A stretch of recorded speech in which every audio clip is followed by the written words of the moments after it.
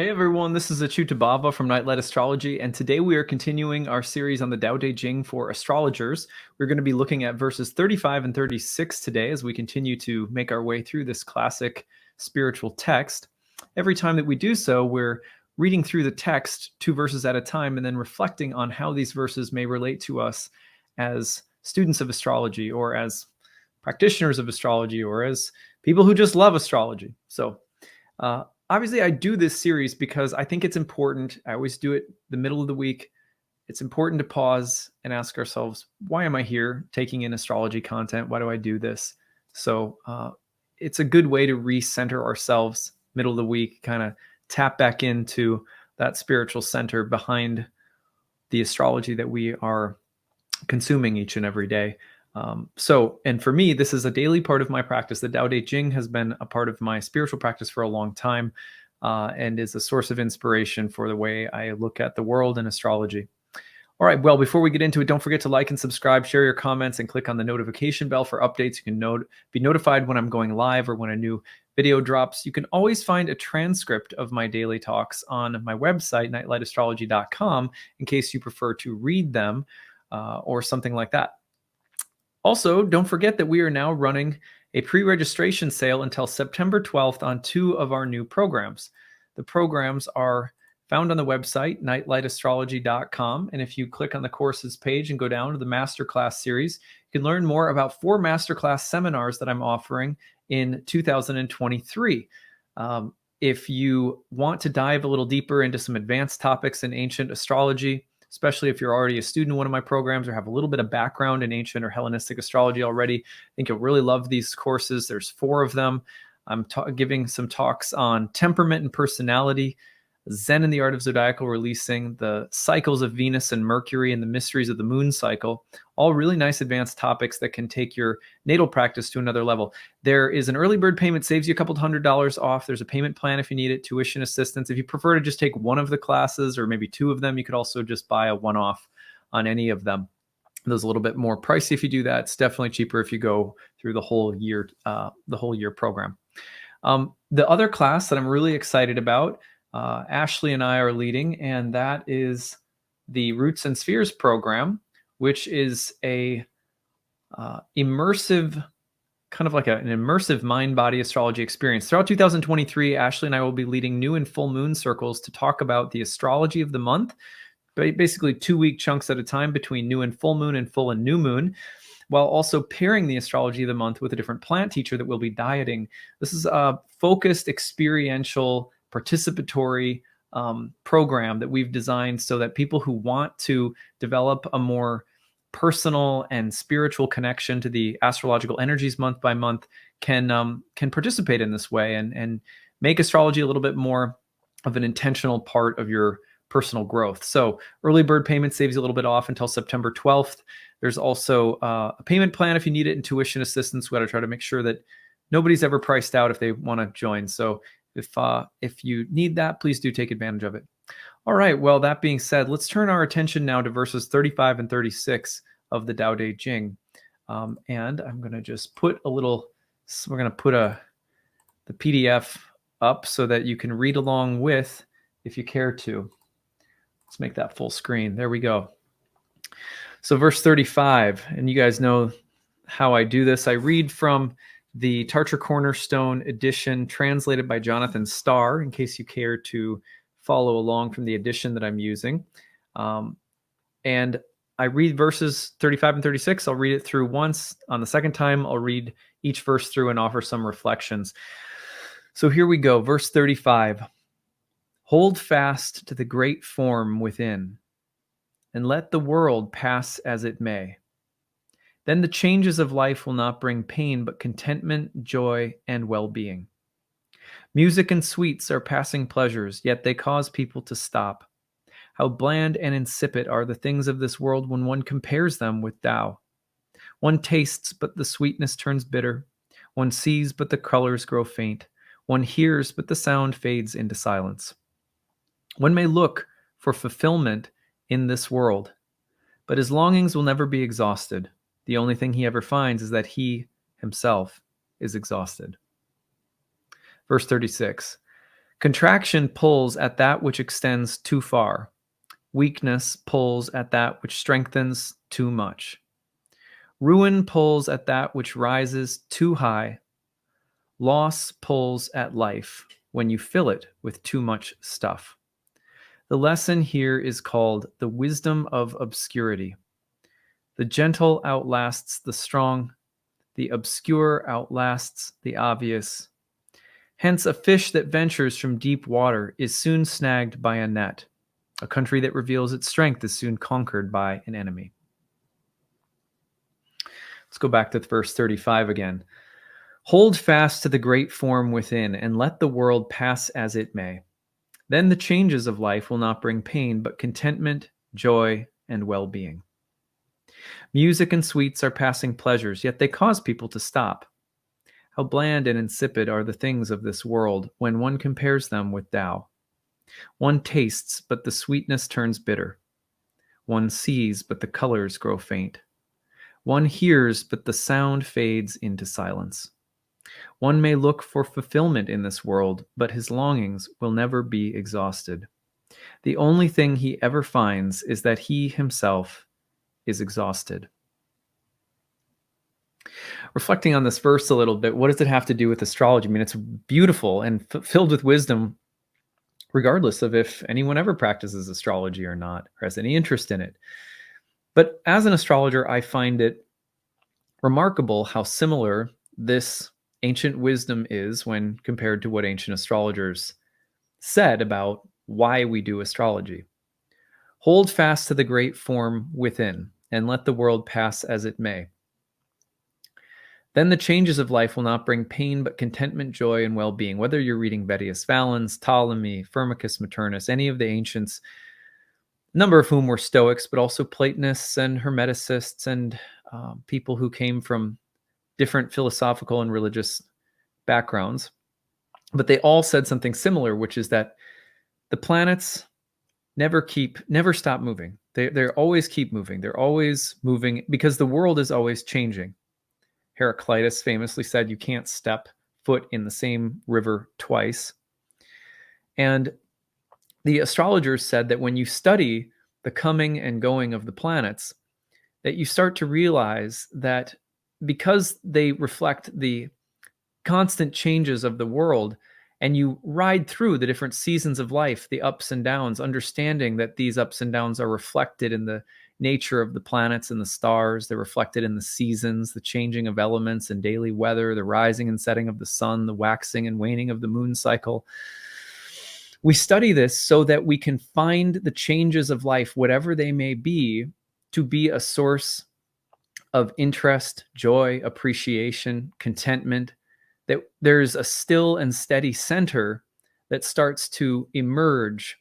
Our soul starts to come forth. And our soul's, maybe its best attribute is that our soul really loves experience without, discrimination. The soul is naturally, in the Bhakti tradition, we say, capable of enjoying. Why? Because the soul is part of God and everything is part of God. And so there's an appreciating capacity. When the soul starts coming forward, it's as though we start to appreciate things. We're curious about them. And we're not riding the roller coaster of good and bad. I prefer this, thumbs up and thumbs down, pain and pleasure. My cup is full, now my cup is empty. And I'm constantly riding the wheel of fortune and misery round and round. No, the soul may go through any and every experience, but feel that the experience is soulful, divine, because we can see eternity as the underlying reality. Hold fast to the great form within and let the world pass as it may. When we understand that there's something of divine, eternal, mysterious beauty, value, depth within experience itself, then we don't have to, our likes and dislikes, the ups and downs don't have to dictate the nature of how we experience. And that's what's being said here too. That's what ancient astrologers, that's why they said, this is why we study astrology.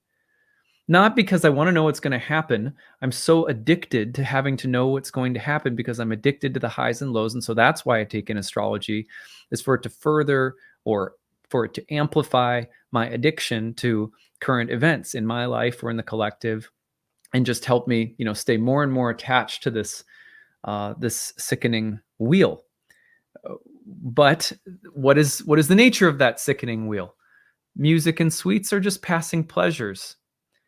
Uh, One tastes, but eventually sweet things turn bitter. You see something, but eventually your eyesight fades. You hear something, the sound eventually fades into silence. You can look for fulfillment in things that are constantly changing in this world, but your longings will never be exhausted. The only thing you'll find if you try to satiate yourself in that way is that you will become exhausted. It's like, imagine that someone said, okay, look, you're never going to die ever. And you've never been born ever. You just exist. And you always will exist. You can't die, really. How would that change the nature of your stress, of what you care about?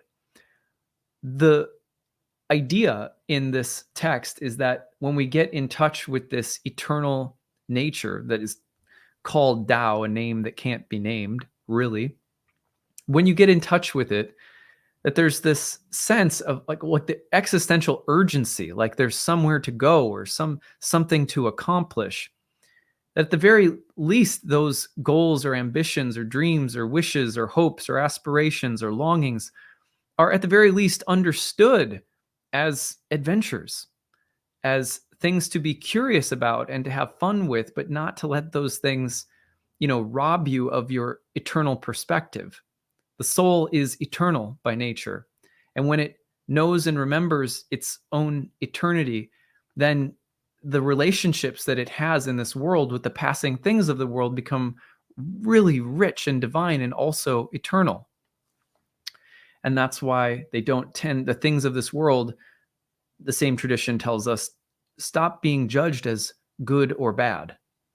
They start being considered soulful, deep, interesting, mysterious, beautiful, different ways of relating to the same experience, but because we've shifted a perspective.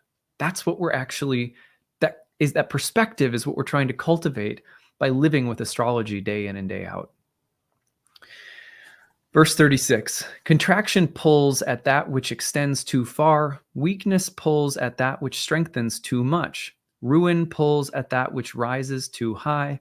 Loss pulls at life when you fill it with too much stuff. The lesson here is called the wisdom of obscurity. The gentle outlasts the strong. The obscure outlasts the obvious. Hence, a fish that ventures from deep water is soon snagged by a net. A country that reveals its strength is soon conquered by an enemy. Let's reread that one. Contraction pulls at that which extends too far. Extend too far, you get pulled back. We see these dualities built into the very language of astrology, Jupiter and Saturn, the expansion and contraction. Weakness pulls at that which strengthens too much. That's a yin and yang dynamic we can also see with Mars and Venus. Mars demonstrates strength and machismo, etc., but is ultimately often taken in by things that are more comparatively feminine or gentle. Ruin pulls at that which rises too high. Loss pulls at life when you fill it with too much stuff. The lesson here is called the wisdom of obscurity. The gentle outlasts the strong. The obscure outlasts the obvious. Hence, a fish that ventures from deep water is soon snagged by a net. A country that reveals its strength is soon conquered by an enemy. One of the, best and most repetitive lessons of the Tao Te Ching is not about demeaning yourself or degrading yourself, but it's about walking a humble path. The humble path is one of just being careful because you know that there's a kind of spiritual physics at work in the universe. And if you leap or lunge or grasp too hard and too far at things that you want, the underlying sense of dissatisfaction is what ends up getting fed back to you. You at the end of the day, if we grope or grasp or reach for things out of a sense that, we're not enough, I don't have enough, I'm not enough, life is not enough, I need something else. And we, in that spirit, that intention betrays itself. And eventually the result, the consequence, or the karma that comes back is that if you ruin will pull at that which rises too high. Loss will pull when you fill life with too much stuff, because it's just the cycle of things. So the other thing that astrology is really good for is helping us to create the best possible karma. The goal of life is not to, get stuff or manifest stuff, but it's to be aware of what is that sweet spot of alignment, right? If we can walk a path of alignment with the Tao, with these very subtle laws of the universe, so to speak, the intelligence, it's living and it's relational. It's not impersonal or objectifying. It's relational. It's right relationship with the universe. And if we walk in that way, then there's a kind of flexibility that keeps us safe, content, happy, engaged, curious. It creates intimacy. It creates depth. It creates meaning. There's an abundance of meaning in the universe, but meaning, by that, what I mean is that there's a sense that you're on a path and that it's meaningful, like a story, and you can anticipate and see where it's going, and it's so rich. When we're constantly grasping for things from a state of lack and we're always groping for things, and we're coming out of our center, so to speak, which is the place of walking humbly in the universe. We lunge out of that spot, and all of a sudden we get grabbed and dragged into like a spin cycle of reactions. So the lesson here is called the wisdom of obscurity. The gentle outlasts the strong. The obscure outlasts the obvious. So we have to keep that in mind. And the planets are always teaching us that. The planets are the administrators, for the ancient Indian astrologers, are the administrators of karma. They were called grahas, grabbers. They seize those who are not living with a sensitive relationship to this beautiful divine intelligence that is alive and in and through everything. And by seizing us, they bring us back to our senses. They're ultimately very merciful. Sometimes it may take us lifetimes to come back to our senses, and that's allowed. Isn't that beautiful? So the sense that there is absolutely nothing at stake, and therefore we can have any kind of adventure that we want as long as we bring the soul along, that all adventures are sanctified as long as we bring right relationship, loving relationship with our divine source. What a beautiful, beautiful, what a beautiful reality we live in. It's easy to forget, especially if we only take in astrology from the standpoint of the daily celestial gossip, the daily addiction to the news cycle of our own lives. So getting this perspective, to me, is always worth it to stop one day a week and just remember why we're here. So I hope you guys enjoyed today. Don't forget to like and subscribe, share your comments, helps the channel grow, helps other people find what I hope is valuable spiritual astrology. Thank you guys very much for listening, and we will see you again next week. Bye.